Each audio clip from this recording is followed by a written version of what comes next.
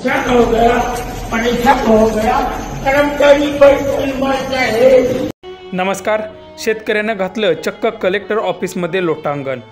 भूमाफियांनी आपली जमीन शासकीय अधिकाऱ्यांना मदतीला घेऊन हडपली आहे असा केला आरोप। सविस्तर बातमी पुढे पाहण्याआधी चॅनलवरती नवीन असाल तर आपला आरजी मराठी न्यूज चॅनल जरूर सबस्क्राइब करून घ्या।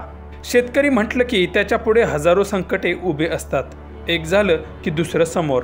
सध्या काही ठिकाणी शेतीला मुबलक असा पाऊस पडला असून काही ठिकाणी मात्र ढगफुटी सदृश पाऊस होऊन पूर्ण शेतच वाहून गेल्याचे व्हिडिओ तुम्ही सोशल मीडियावर पाहिले असतीलच। पण सध्या एका शेतकऱ्यावर अशी वेळ आली आहे की कलेक्टर ऑफिसला चक्क लोटांगण घालत जावं लागलं आहे। मध्य प्रदेशातील मंदसौर येथील शंकरलाल पाटीदार या शेतकऱ्याची जमीन काही भूमाफियांनी शासकीय अधिकाऱ्यांना मदतीला घेऊन हडपली आहे। म्हणून शंकरलाल हे सीतामाऊ या तहसील कार्यालयात तक्रार करायला गेले, परंतु तिथे त्यांची तक्रार तेथील कर्मचाऱ्यांनी नोंदवून घेतली नाही। त्यानंतर भूमाफियांनी व इतर अधिकाऱ्यांनी शंकरलाल यांना अजूनच त्रास द्यायला सुरुवात केली।